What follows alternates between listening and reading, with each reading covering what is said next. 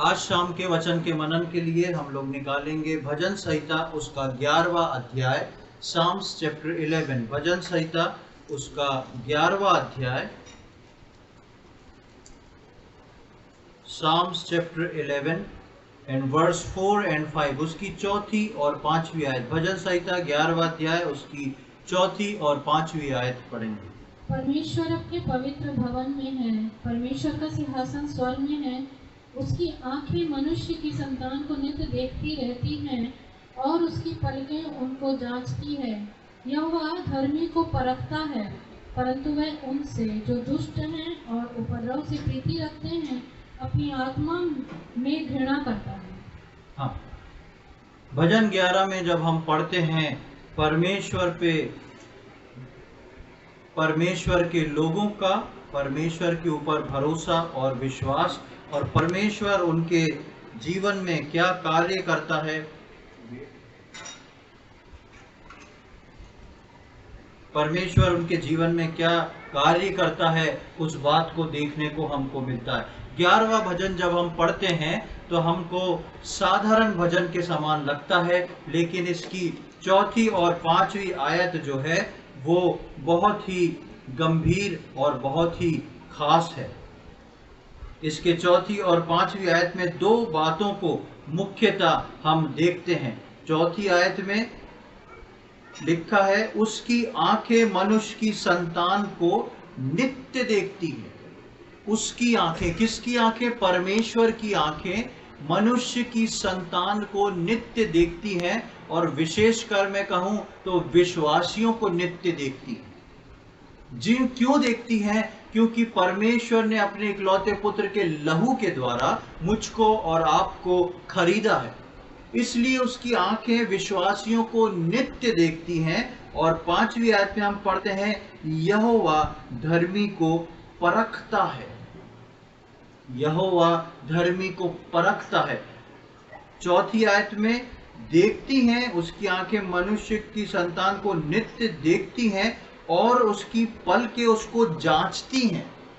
उसकी पलकें उसको जांचती हैं। और पांचवी आयत में लिखा है, परमेश्वर उसको परखता है, यानी कि परमेश्वर की आंख और परमेश्वर की पलक, परमेश्वर की आंख और परमेश्वर की पलक जो है धर्मी व्यक्ति को, पांचवी आयत में लिखा है धर्मी, यहोवा धर्मी को परखता है। ये परमेश्वर की आंख और पलक से जो परख होती है वो धर्मी, यानी कि मैं और आप प्रभु यीशु मसीह में धर्मी ठहराए गए हैं। और परमेश्वर अपने लोगों को जांचता है और अपने लोगों को वो परखता है। क्यों परखता है? क्योंकि वो उसके लिए बहुत जरूरी है। परमेश्वर मनुष्य को परखता है, वो अपने लोगों को जांचता है और तैयार करता है। किस दिन के लिए? न केवल प्रभु यीशु मसीह के आगमन के लिए, लेकिन स्वर्ग में पहुंच के हमारे अनंत काल के जीवन के लिए, उसके लिए एक तैयारी की आवश्यकता है। और परमेश्वर मनुष्य को देखता है, परखता है, उसकी पलकें जो हैं उसको जांचती और परखती हैं। परमेश्वर धर्मी को किस प्रकार परखता है? परमेश्वर एक प्रभु के जन को या एक विश्वासी को किस प्रकार परखता है? परमेश्वर प्रभु के जन को जो है कई फेस में रखता है, अलग अलग समयों में रखता है। और ये समय जो होते हैं ये परमेश्वर के हाथ में होते हैं। परमेश्वर जानता है किस विश्वासी को कब यूज करना है, कब इस्तेमाल करना है। परमेश्वर जानता है किस विश्वासी को कब बैठा देना है।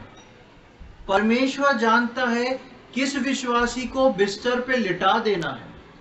और परमेश्वर जानता है कि ये सब करने के बाद उसको कैसी परिस्थितियों में से निकाल के लाना है।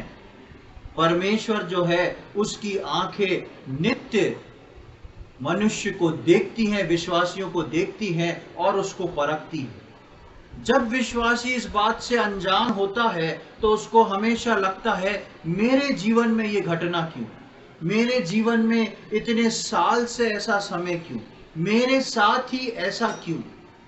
लेकिन यदि हम परमेश्वर के वचन को जाने तो इस बात को हम जानते हैं कि परमेश्वर की परख, आप यदि चौथी आयत की तीसरी लाइन को पढ़ेंगे तो वहां लिखा है, उसकी आंखें मनुष्य की संतान को नित्य देखती रहती, बिना गैप के, बिना पलक झपकाए परमेश्वर जो है अपने लोगों को देखता रहता है और उसकी पलकें जो है उसको जांचती रहती हैं, एग्जामिन करती रहती हैं, क्या क्या है क्या नहीं, क्या है क्या नहीं।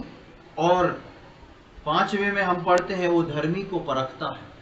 ये सारी परख जो है परमेश्वर की आंखों से की जा रही है और ये धर्मी जन और परमेश्वर के लोगों के लिए वो की जा रही है। और आज का वचन जो मैं आपके सामने रखने जा रहा हूं, इससे आपको ये बात साफ होगी कि परमेश्वर जब परखता है तो कैसे सरकमस्टेंसेस इस मनुष्य के जीवन में या विश्वासियों के जीवन में आते हैं। मेरे साथ निकाल लें पहला राजा की किताब, 1 किंग्स चैप्टर 17, पहला राजा उसका 17वां अध्याय,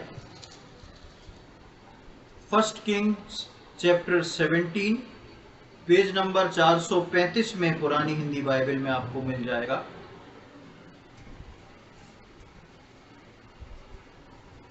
first Kings chapter 17 versus 1 to 7, उसकी पहली आयत से लेके 7वीं आयत तक हम पढ़ेंगे। तिशबी एलिया जो गिलाद के परदेशियों में से था, उसने अहाब से कहा, इज़राइल का परमेश्वर यहोवा जिसके सम्मुख में उपस्थित रहता हूँ, उसके जीवन की शपथ, इन वर्षों में मेरे बिना कहीं ना तो मेंह बरसेगा और ना ओस पड़ेगी। तब यहोवा का यह वचन उसके पास पहुंचा, यहाँ से चलकर पूर्व की ओर जा और करीत नामक नाले में जो यरदन के पूर्व में है छिप जा। उसी नाले का पानी तू पिया कर, और मैंने कौओं को आज्ञा दी है कि वे तुझे वहाँ खिलाएं। यहोवा का यह वचन मानकर वह यरदन के पूर्व में करीत नामक नाले में जाकर छिपा रहा, और सवेरे और सांझ को कौए उसके पास रोटी और मांस लाया करते थे, और वह नाले का पानी पिया करता था।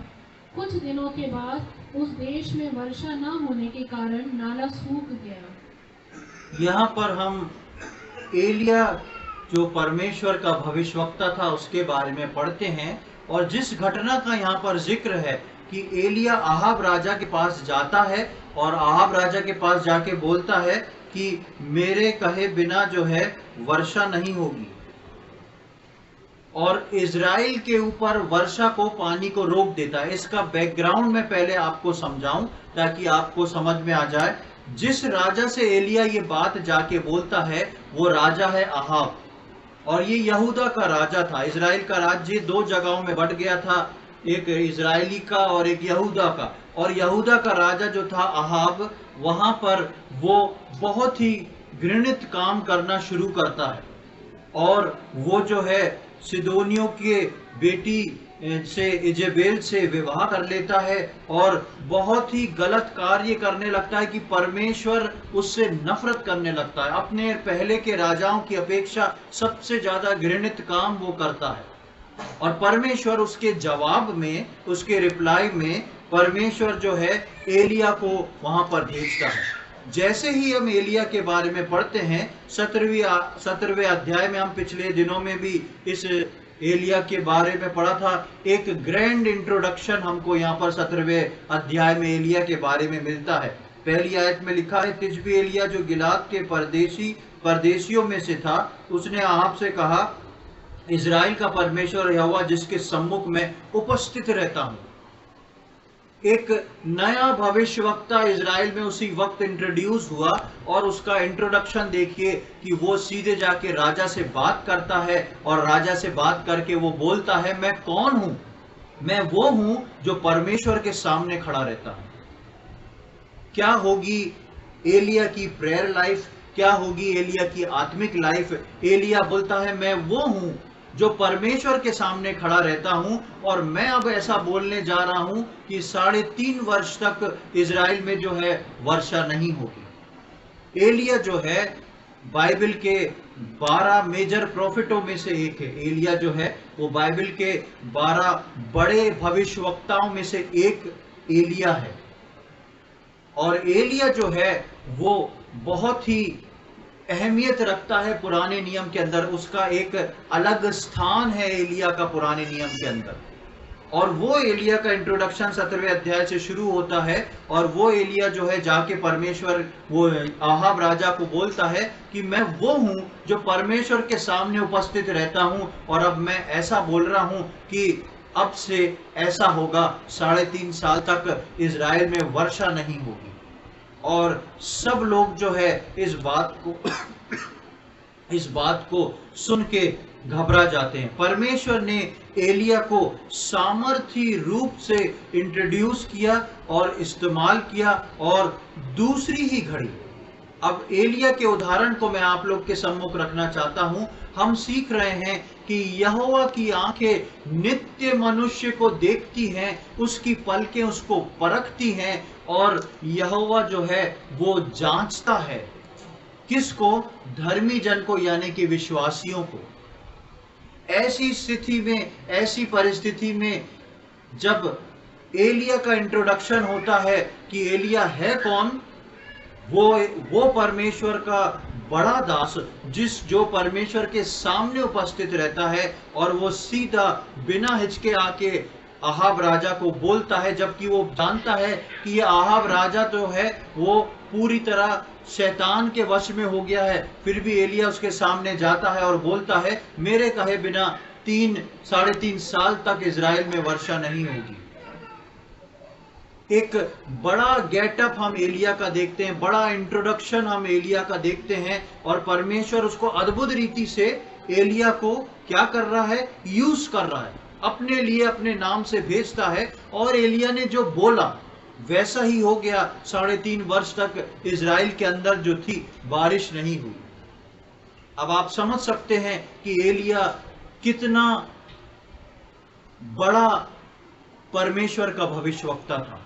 लेकिन जब परमेश्वर का वचन हम भजन 11 में पढ़ा कि वो धर्मी को परखता है, उनका न्याय करता है, उनकी जांच करता है, तो ये परमेश्वर जो है वो उनको नहीं छोड़ देता जो परमेश्वर के करीब हैं।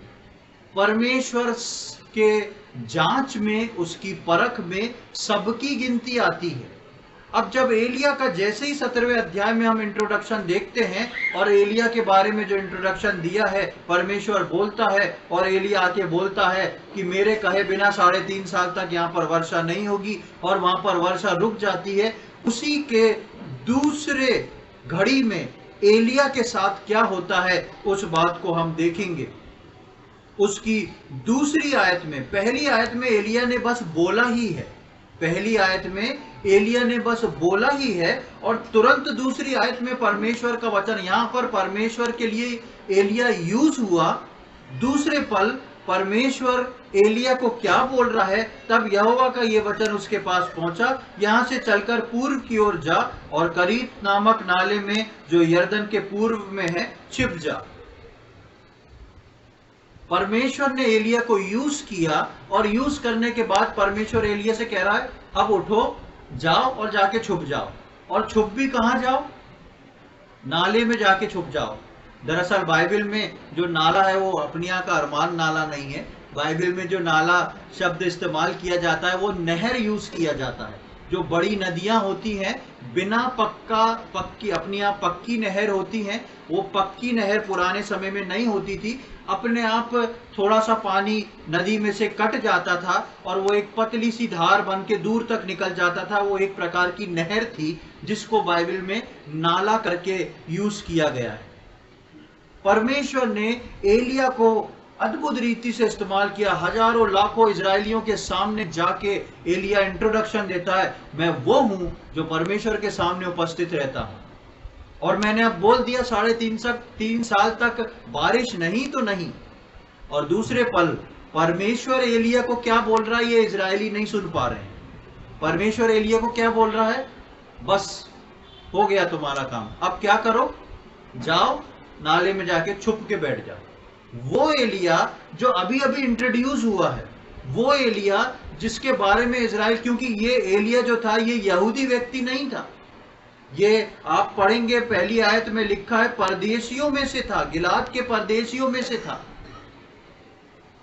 परमेश्वर, ये एलिया कहां से कैसे आया ये इजराइलियों को नहीं मालूम था, पर ये परमेश्वर का जन होके इजराइलियों को सिखाने आता है और परमेश्वर इसको यूज करता है। तुरंत दूसरी आयत में बोलता है, तुरंत परमेश्वर का वचन दूसरी आयत में एलिया के पास पहुंच गया और तीसरी आयत में हम पढ़ते हैं यहां से चलकर, मतलब अब तुम्हारा काम यहां पर खत्म, अब तुम जाओ नाले में छुप जाओ।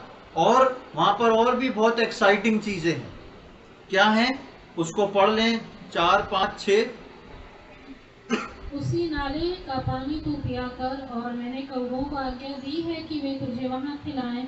यहोवा का यह वचन मानकर वह यरदन के पूर्व में करीत नामक नाले में जाकर छिपा रहा, और सवेरे और सांझ को कौवे के पास रोटी और मांस लाया करते थे, और वह नाले का पानी पिया करता था। हाँ, अब देखिए यहां है एलिया की आज्ञाकारिता। मैं और आप अगर एलिया की जगह होते तो एक सवाल परमेश्वर से जरूर करते, परमेश्वर अभी तो बाहर निकला हूं, अभी तो जाके मेरा इंट्रोडक्शन हुआ है, अभी तो मैंने सेवा को शुरू किया है। बेशक एलिया जो था पहले सेवा अलग अपने स्थान पे करता होगा, लेकिन इजराइल जो परमेश्वर के जन, परमेश्वर की निज प्रजा कहलाते थे, उनके सामने एलिया का भी इंट्रोडक्शन हुआ है। और इंट्रोडक्शन भी कैसा हुआ है, छोटा मोटा नहीं। ये इंट्रोडक्शन पूरी बाइबल में एक अलग इंट्रोडक्शन है जो एलिया के लिए लिखा है कि मैं परमेश्वर के सामने उपस्थित रहता हूं। उपस्थित रहने वाला व्यक्ति, एलिया ने सोचा होगा अब शायद इजरायली लोग इसको सुन के डरेंगे, वो मुझसे आके पूछेंगे हमको बताओ परमेश्वर के भय में कैसे चलना है, क्या करना है, मुझसे सीखेंगे। परमेश्वर मुझको और बताएगा कि इनको अब ये वचन दो, इनको वो वचन दो, क्योंकि पहले परमेश्वर ने भविष्यवक्ताओं के द्वारा ऐसा ही करवाया था। लेकिन इस भविष्यवक्ता को परमेश्वर बोलता है हो गया काम, अब तुम उठो जाओ और सबसे पहले तो छुप जाओ, सबसे पहले छुप जाओ। और तुमको करना क्या है, पानी पीना है नाले का। और खाना कैसे खाओगे, कौन आएगा, जोमेटो लाएगा खाना, KFC आएगा, नहीं, कौन लाएगा, कौवा लाएगा। कौवे की एक बहुत बड़ी फितरत होती है, आपको पता है क्या? हाँ, कौवा का काम ही है दूसरे का खाना चुरा के लेके जाना। ऐसे पक्षी को परमेश्वर ने चुना और इस समय तक परमेश्वर की व्यवस्था आ चुकी थी। और क्योंकि परमेश्वर की व्यवस्था आ चुकी थी और परमेश्वर की व्यवस्था में कौवा एक घृणित पक्षी के रूप में गिना गया है, और एलिया इस बात को जानता था कि परमेश्वर ने इस पक्षी को घृणित ठहराया है, और एलिया के लिए यह पाप था कि कौवे के द्वारा लाके कोई भोजन को कर लेना। लेकिन परमेश्वर एलिया को कहां फंसाता है, एक तो छुपा दिया, ऊपर से नाले में पहुंचा दिया, और बोलता है खाना जो है अब कौन लाएंगे, कौवे लाएंगे। और कौवे जो हैं रोटी लाएंगे, वहां तक तो ठीक है, वहां पे क्या लिखा है, कौवे जो है तेरे लिए मांस भी लेके आएंगे। कौवे कौन सा मांस उठाते हैं आप जानते हैं ना, सड़क के किनारे जो भी जानवर मर जाता है, कौवे उसको नोच के उसका मांस निकाल के ले जाते हैं। यहाँ पर इस बात को नहीं लिखा गया है कि कौवे जो है पका हुआ मांस चुरा के लाएंगे, या कौवे जो मांस लाएंगे वो तुमको थोड़ा सा पका के खा लेना है, कच्चा लाएंगे पक्का लाएंगे, ये कुछ नहीं मालूम। हमको सिर्फ इतनी जानकारी परमेश्वर के वचन में मिलती है कि कौवे जो है वो एलिया के लिए रोटी और मांस लेके आएंगे और एलिया जो है वो उसको खाएगा। एक परमेश्वर का बड़ा भविष्यवक्ता, अभी अभी तो उसकी इजराइल के सामने मिनिस्ट्री शुरू हुई है। दूसरे पल परमेश्वर कहां क्या करता है, एलिया को शांति से बिठा देता है। सबसे ज्यादा समस्या वाला काम विश्वासी के लिए होता है शांति से बैठ जाना। जब मूसा को परमेश्वर ने लाल समुद्र में, जब लोग शोर मचाने लगे कि पीछे से फौज आ रही है मिस्र की, आगे समुद्र है, तो मूसा जो है इजरायलियों को बोलता है, किसी को याद है क्या बोलता है? खड़े रहो और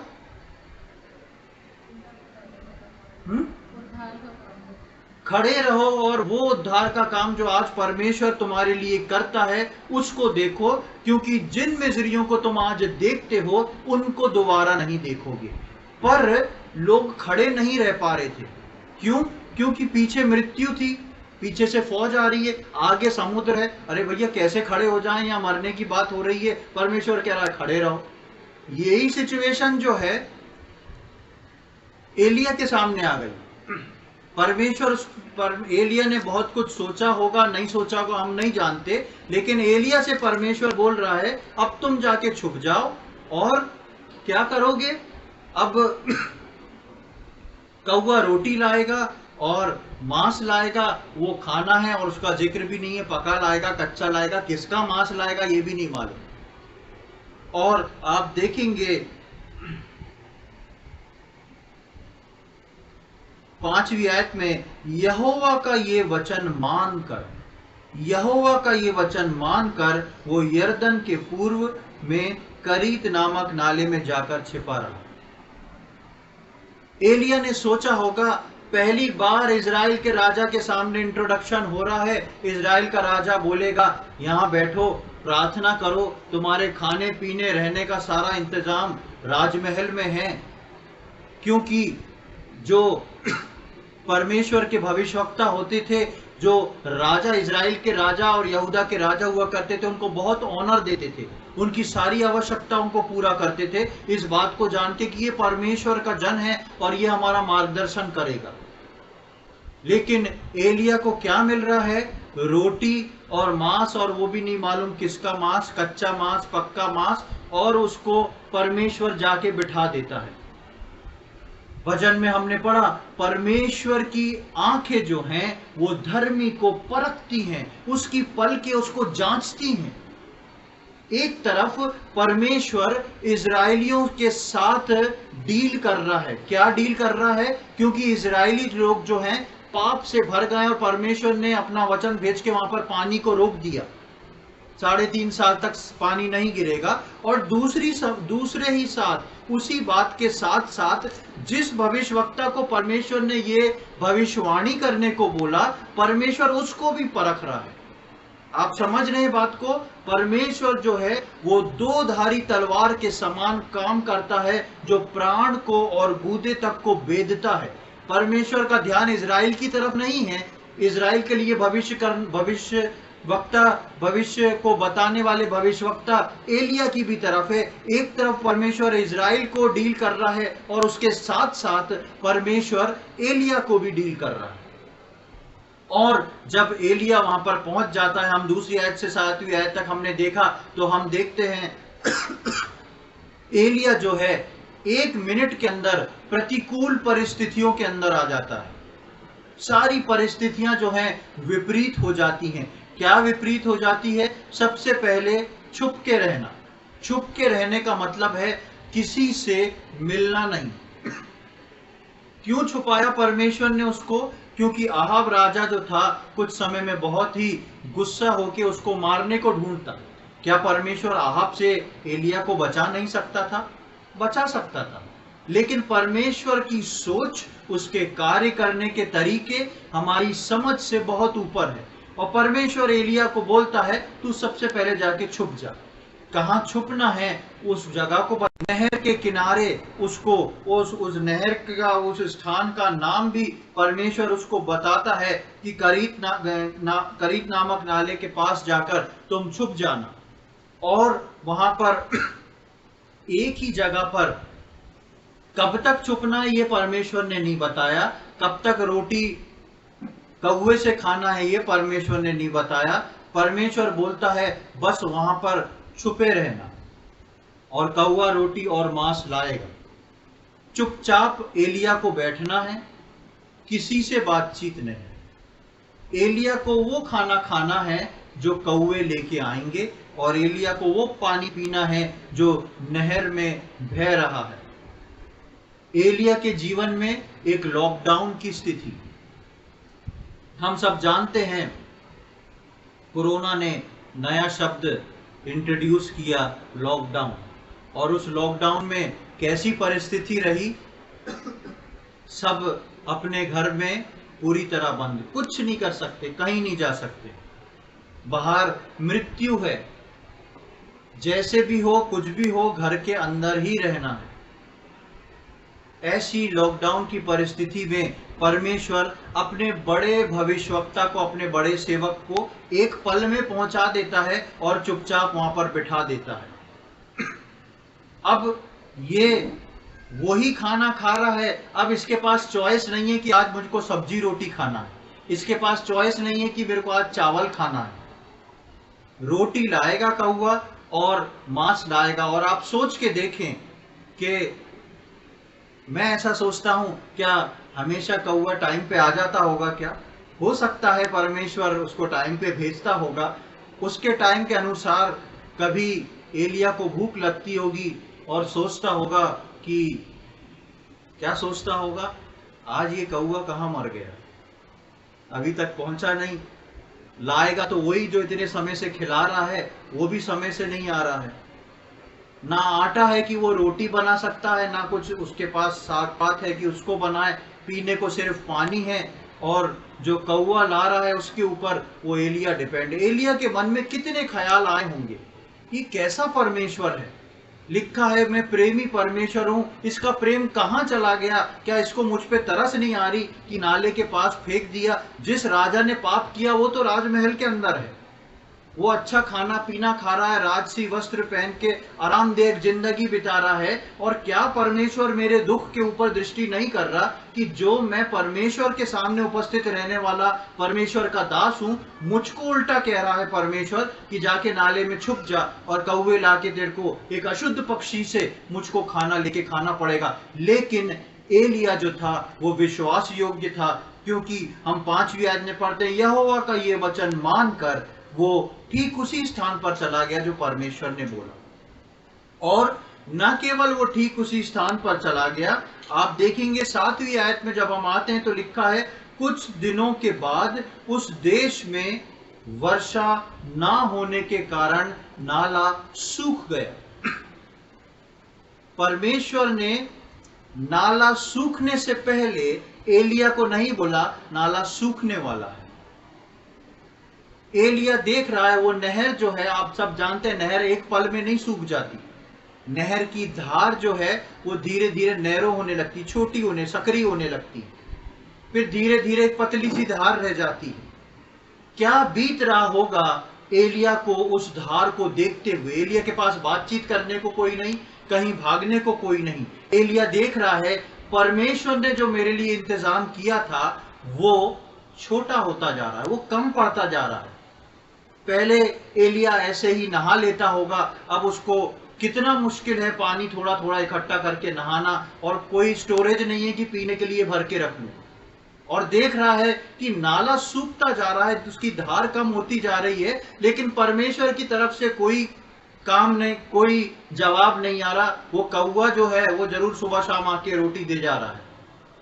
और लिखा है कुछ दिनों के बाद उस देश में वर्षा ना होने के कारण नाला सूख गया। और 8वीं आयत में आप पढ़ेंगे तो लिखा है, तब यहोवा का ये वचन उसके पास पहुंचा। जब नाला सूख गया तब परमेश्वर एलिया को बोल रहा है। परमेश्वर एक हफ्ते पहले भी एलिया को बोल सकता था, बेटा नाला सूख रहा है तुम उस जगह जाओ। परमेश्वर की आंखें एलिया को तब तक परखती रही जब तक वो नाला सूख नहीं गया। मैंने जैसे बताया, शांत बैठना हर एक के बस की बात नहीं है। ये एलिया जो परमेश्वर के सामने उपस्थित रहने वाला अपना इंट्रोडक्शन देता था, उस इंट्रोडक्शन के पीछे एलिया की परमेश्वर में एक बैकबोन भी थी। और वही आज का विषय है कि हर विश्वासी के अंदर एक बैकबोन होना बहुत जरूरी है। क्या बैकबोन? विश्वास की बैकबोन। परमेश्वर अच्छा ही अच्छा नहीं करता रहेगा। परमेश्वर ऐसे सकरे मार्ग से मुझको और आपको निकालेगा। कई बार परमेश्वर हमको इस्तेमाल करेगा, कई बार परमेश्वर बिना कारण से मुझको और आपको चुपचाप बिठा देगा और ऐसे स्थान पर, ऐसी अनुकूल परिस्थितियों में रखेगा जहां पर हमारा जी नहीं लगेगा। लेकिन एलिया ने ऐसा नहीं करा। वो नाले सूखने तक विश्वास योग्य रहा और वहां पर बैठा रहा। एलिया वहां पर बैठा रहा जब तक एक एक बूंद ना सूख जाए, और जब बूंद सूख गई, परमेश्वर की परख पूरी हो गई। और परमेश्वर जो है 8वीं आयत में क्या बोलता है, तब यहोवा का ये वचन उसके पास पहुंचा। अब जैसे ही यहोवा का वचन एलिया के पास पहुंचा तो एलिया की जान में जान आई होगी कि अब परमेश्वर को मेरी सुधि आई है। 9वीं आयत को पढ़े, वहां पे क्या लिखा हुआ है, क्या आदेश परमेश्वर एलिया को देता है। चलकर सीदोन के सारपत नगर में जाकर वहीं रहे, सुन मैंने वहां की एक विधवा को तेरे खिलाने की आज्ञा दी है। हाँ, बस अब जो है परमेश्वर बोलता है चलो तुम्हारा यहाँ का काम पूरा हुआ। जिससे पहले हम आगे बढ़े, मैं आपको बताना चाहता हूँ 3.5 वर्ष तक इजराइल में वर्षा नहीं हुई, और पहले दिन जिस दिन एलिया ने ये डिक्लेयर किया था उसके तुरंत बाद परमेश्वर ने उसको नाले के किनारे भेज दिया था। इस बात का जिक्र बाइबल में नहीं है, ना बाइबल के रिकॉर्ड्स में है कि एलिया नाले के किनारे कितना रहा, लेकिन परमेश्वर के जो दास लोग हैं, जो परमेश्वर के वचन के स्कॉलर्स हैं, वो इस बात को बताते हैं कि एलिया इस जगह पर लगभग 1.5 से 1.25 साल रहा था। 1.5 से 1.25 साल एलिया अकेला, ना बात करने को कोई, आने जाने मिलने वाला सिर्फ कौन, एक कौआ। हो सकता है एलिया कौए को ही रोकता, और थोड़ा तुम ही बैठ जाओ, थोड़ा 10-15 मिनट तुम्हारे को ही देख लूंगा मैं। लेकिन आप ये सोच के देखें, इस 1.5 साल 1.25 साल में एलिया के मन में कितना ही बार ये प्रश्न आया होगा, ये परमेश्वर वास्तव में परमेश्वर है कि नहीं, ये परमेश्वर वास्तव में मुझसे प्रेम करता है कि नहीं, कि उसने मेरे को यहाँ पर मरने के लिए छोड़ दिया है। लेकिन एलिया विश्वास योग्य रहा। परमेश्वर ने उसको जो बोला एलिया ने वो किया, और उसके बाद 8वीं आयत में जैसी परमेश्वर का वचन एलिया के पास आया, एलिया के अंदर जान में जान आई, और परमेश्वर क्या बोलता है, परमेश्वर बोलता है मैंने तेरे लिए कौन सी जगह चुनी है, किसका घर चुना है, किसको चुना है, एक विधवा को, कि वो उसको तेरे को खिलाने की आज्ञा दी गई। एलिया सोचा होगा अब तो परमेश्वर पक्का कोई राजा के घर ही भेजेगा, जहां मैं अपनी सारी फरमाइशें पूरी करवा लूंगा 3-4 दिन में, सब कुछ जो 1.5 साल 2 साल नहीं खाया है सब खा लूंगा, सब कुछ पूरा हो जाएगा। और जहां पर परमेश्वर इस जगह पर, इस स्थान पर भेज रहा है, वो भी अन्य जाति है, वो परमेश्वर को जानने वाले लोग नहीं है कि ये जैसी जाएगा उसका आदर करेंगे। ये सारपत की जो विधवा है, सारपत जो जगह है, वो जगह अन्य जातियों की जगह थी। वहां पर परमेश्वर का भय मानने वाला, परमेश्वर को जानने वाला कोई भी व्यक्ति नहीं था। एलिया के मन में दूसरा पहाड़ टूटा, कौए से निकला, कहां पर अटका, अब विधवा पर। वो मन में सोचा होगा प्रभु भेजना ही था तो कम से कम ऐसे परिवार में तो भेज देता जो भरा पूरा परिवार होता, विधवा तो खुद अकेली कैसे कमाएगी, कैसे खाएगी, और परमेश्वर बोल रहा है उसको आज्ञा दी है। फिर भी वो 10वीं आयत में पढ़ते हैं, अतः वो वहां से चल दिया और सारपत को गया, और नगर के पास, फाटक के पास पहुंचकर उसने क्या देखा कि एक विधवा लकड़ी बीन रही है, और उसको बुलाकर उसने कहा किसी पात्र में मेरे लिए पानी को, पीने को पानी, थोड़ा पानी ले आ। जब वो लेने जा रही थी तो उसने उसे पुकार के कहा अपने साथ अपने हाथ में एक टुकड़ा रोटी भी मेरे पास लेती आ। अब गया है परमेश्वर के वचन के अनुसार, फिर भी एलिया आगे बढ़ा। एक घटना हो जाने के बाद जीवन में दूसरी घटना अगर परमेश्वर बोल रहा है तो पैर उठाने की इच्छा नहीं होती। लेकिन एलिया परमेश्वर के सम्मुख यूं ही नहीं खड़ा रहता था। मेरे और आपके जीवन में जब हम प्रार्थना करते हैं, मीटिंग में आते हैं, वचन पढ़ते हैं, तो मुझको और आपको एलिया के समान परमेश्वर के लिए खड़े होना सीखना और आज्ञा को पालन करना बहुत आवश्यक है। ये वहां पर चला जाता है, इसको वो विधवा भी मिल जाती है और विधवा से जाके बोलता है मेरे को थोड़ा सा पीने को पानी दे दो, और विधवा जब चलने लगती है तब पीछे से क्या बोलता है कि मेरे लिए क्या ले आना, एक रोटी भी ले आना। उसको मालूम है परमेश्वर ने बोला है ये मुझको खिलाएगी। मैं और आप 1.5 साल तक सिर्फ रोटी खाएं और परमेश्वर बोल दे कि जाओ उस घर में तुम्हारे खाने के लिए इंतजाम है, तो क्या रोटी मांगेंगे? शायद हम कुछ और मांगेंगे या चावल मांगेंगे वो, या ये बोल सकता था कि भाई रोटी और आलू की सब्जी और ये चीजें लेके आना। लेकिन वो उसकी सिंप्लिसिटी देखिए, एलिया जाके सिर्फ बोलता है मेरे लिए एक रोटी भी लेते आना। जैसे ही एलिया बोलता है, दूसरे उसके आगे वाले पद में देखें क्या लिखा है।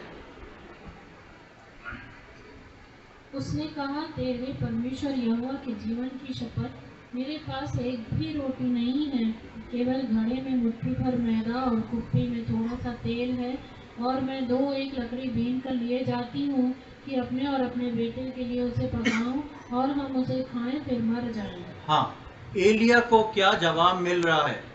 जिसको परमेश्वर ने बोला कि तुम जाओ, एक विधवा को तुम्हारे लिए रखा है, वो खाने पीने का इंतजाम करेगी, उसके पास जाता है, बोलता रोटी का एक टुकड़ा ले आना, और वो क्या कह रही है, मैं आखिरी रोटी बनाने के लिए लकड़ियां बीन रही हूं कि जाऊं उसको बनाऊं और खा के मैं और मेरा बच्चा खाएं, और खा के वो आखिरी खाना होगा हमारे लिए और उसको खा के मर जाए। क्या करता एलिया? सोचें। एलिया तुरंत मुड़ के एलिया को परमेश्वर से बोलना था, परमेश्वर ये सब क्या है? क्या मैं ही मिला हूं इन सब कामों के लिए? आप मेरे साथ क्या मजाक कर रहे हैं? आप मेरे साथ किस प्रकार का खिलवाड़ कर रहे हैं? एक तरफ 1.5 साल आपने नाले के किनारे छुपा के बिठा दिया, आज मैं समाज में निकला हूं और आपने जिसके घर जाने को बोला उसके पास आया हूं, तो वो बोल रही है मेरे पास अपने खाने को रोटी नहीं है, हम आखिरी रोटी बना के खा के मरने जा रहे हैं, तुमको हम कहां से दे दें? मेरे और आपके जीवन में भी ऐसी परिस्थिति में ऐसा ही सवाल निकलता है कि प्रभु आपने तो ऐसा कहा था, फिर ऐसा क्यों हो रहा है? मैं तो आपकी महिमा के लिए खड़ा हुआ था, मैं तो आपके लिए इस्तेमाल हुआ था, मैंने अपनी ख्वाहिश के लिए नहीं आपके लिए ये काम किया था, फिर मेरे जीवन में ऐसा क्यों हो रहा है? और यहाँ पर दूसरा उदाहरण एलिया के विश्वास का हम देखते हैं। ये 1.5 साल तक या 1.25 साल तक समय हमको नहीं मालूम, परमेश्वर की आंख एलिया को परखती रही और उस परख में एलिया का एक अंश भर भी विश्वास कम नहीं हुआ। जो एलिया जाके बोलता है अहाब को कि मैं परमेश्वर की उपस्थिति में खड़े रहने वाला एक व्यक्ति हूं, वो व्यक्ति 2 साल बाद भी आज वही व्यक्ति है। और वो व्यक्ति 14वीं आयत में देखें क्या लिखा है।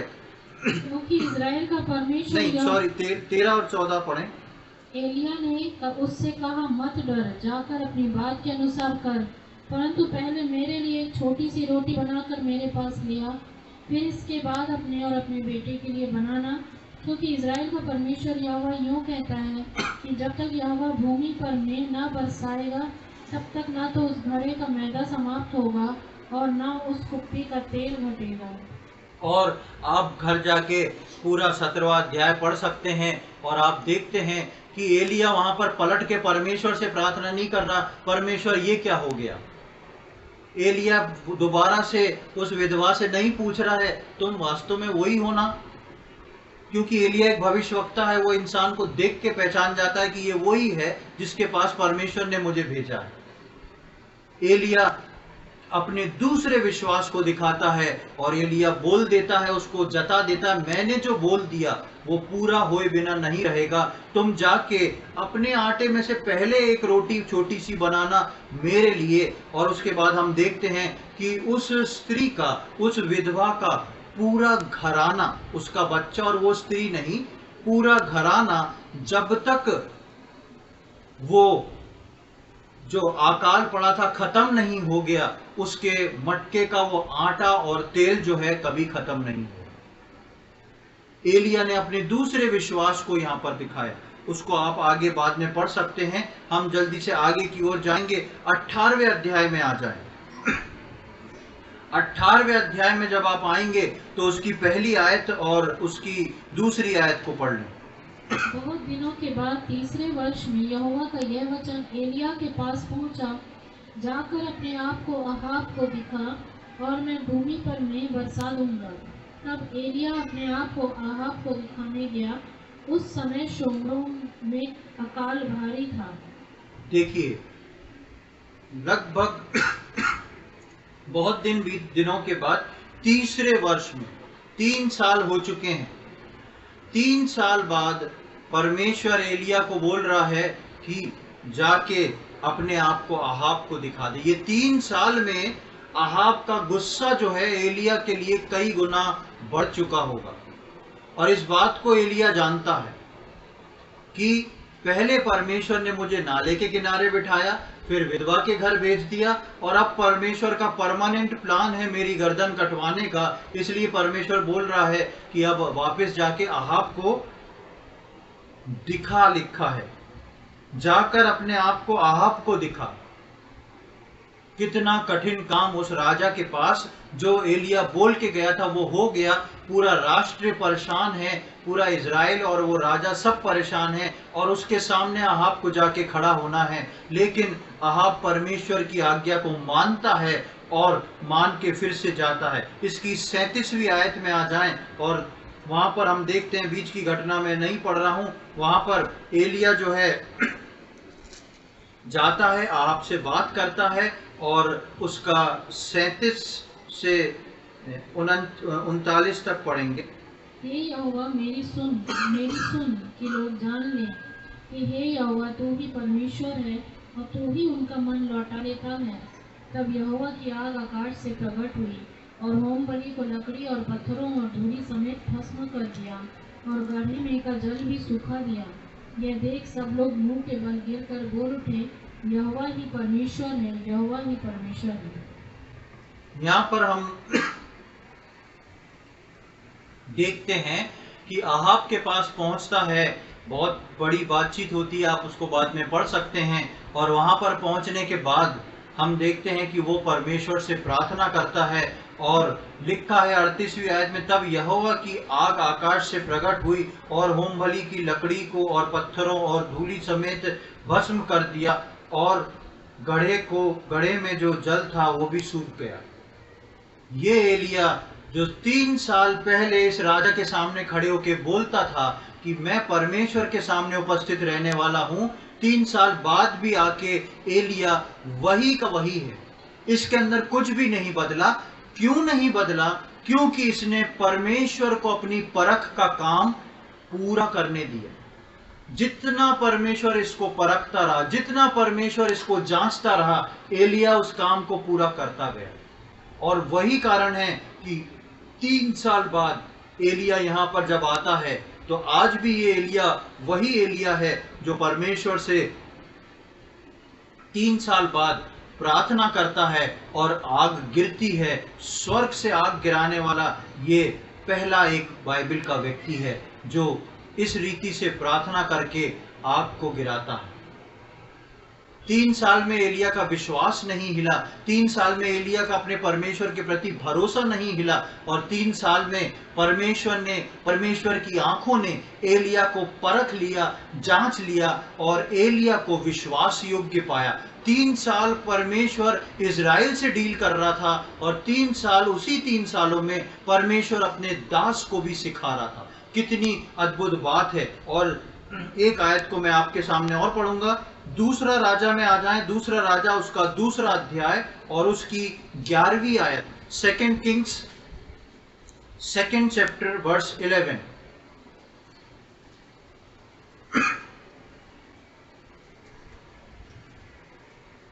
यहां पर इस प्रकार लिखा है, वे चलते चलते बातें कर रहे थे कि अचानक एक अग्निमय रथ और अग्निमय घोड़ों ने उनको अलग अलग किया, और एलिया बवंडर में होकर स्वर्ग में चढ़ गया। ये वो आयत है जो बताती है कि परमेश्वर ने एलिया को जिंदा स्वर्ग में उठा लिया था। आप यहां पर देखेंगे लिखा है बवंडर में होकर स्वर्ग पे चढ़ गया। बाइबल में केवल 2 जनों का स्वर्ग रोहण हुआ है, एक एलिया का और दूसरा नहीं, हनोक का नहीं हुआ, इसीलिए मैंने ये प्रश्न पूछा। दूसरा प्रभु यीशु मसीह का। हनोक को लोग इसके साथ गलत इंटरप्रेट करते हैं। हनोक का स्वर्ग रोहण नहीं हुआ। बाइबल में लिखा है वो परमेश्वर के साथ साथ चलता था और वो फिर लोप हो गया, गायब हो गया। हनोक कहां चला गया ये नहीं मालूम, लेकिन एलिया कहां गया उसके लिए बाइबल में लिखा है वो स्वर्ग में उठाया गया। स्वर्ग में उठाया जाना रैप्चर को बताता है। और मैं और आप जो हैं स्वर्ग में उठाए जाने के लिए इस पृथ्वी पर रखे गए हैं। हमको भी प्रभु उठाने से पहले ऐसी प्रतिकूल परिस्थितियों से गुजारता है और उसकी आंखें हमको परखती हैं। अब आप समझे हमारे जीवन में विश्वास में आने के बाद कितनी बातें आती हैं, कितनी चीजें आती हैं। वो दरअसल परमेश्वर विश्वासी को परखता है। उसकी पलकें मुझको और आपको जांचती हैं कि हम उसके सामने विश्वास योग्य हैं कि नहीं और ऊपर उठाए जाने के योग्य हैं कि नहीं। एलिया का स्वर्गरोहण यूं ही नहीं हो गया। वो जो परमेश्वर के सामने उपस्थित होने की गवाही देता था, उस गवाही के पीछे उसका एक बड़ा बेस था। इसलिए वो 3 साल बाद भी जो प्रार्थना करता है, उस प्रार्थना के तहत वो स्वर्ग से आग को गिरा देता है। और वो एलिया जो कौए के द्वारा रोटी और मांस खाने को तैयार हुआ, वो एलिया जो विधवा के घर जाके रहने को तैयार हुआ, उसने परमेश्वर को उफ नहीं किया। उसने परमेश्वर से पूछा नहीं प्रभु और कितने दिन तक ये नाले का पानी पीना पड़ेगा। उसने जब कुछ नहीं किया, परमेश्वर अपने समय के लिए विश्वास योग्य है। परमेश्वर का समय आया और परमेश्वर ने एलिया को ऊपर उठा लिया। पूरे पुराने नियम में किसी व्यक्ति को परमेश्वर ने ऊपर नहीं उठाया, लेकिन एलिया को स्वर्ग में उठाया। मुझको और आपको उठाने का वायदा प्रभु ने नए नियम के विश्वासियों को के लिए प्रभु ने इस वायदे को किया कि मैं तुमको फिर लेने आऊंगा। लेकिन जिस प्रकार एलिया ने अपनी गवाही को बना के रखा, एलिया हर परिस्थिति में खड़ा रहा, उस प्रकार ऊपर उठाए जाने के लिए मुझको और आपको भी खड़े रहना है। इस बात की चिंता मत करें कि परमेश्वर आपको कब इस्तेमाल कर रहा है। इस बात की चिंता मत करें कि अचानक परमेश्वर इस्तेमाल करते में से आपको एक जगह चुपचाप बिठा दे। इस बात की चिंता मत करें कि परमेश्वर आपको बोल दे चुपचाप यहाँ पर लेट जाओ। इस बात की चिंता मत करें परमेश्वर कब तक आपको लिटा के या बिठा के रखता और आपकी बात का जवाब नहीं देता। यदि आप ऊपर उठना चाहते हैं तो विश्वास योग्यता से इस पर अपने परमेश्वर पर विश्वास करके निर्भर रहें।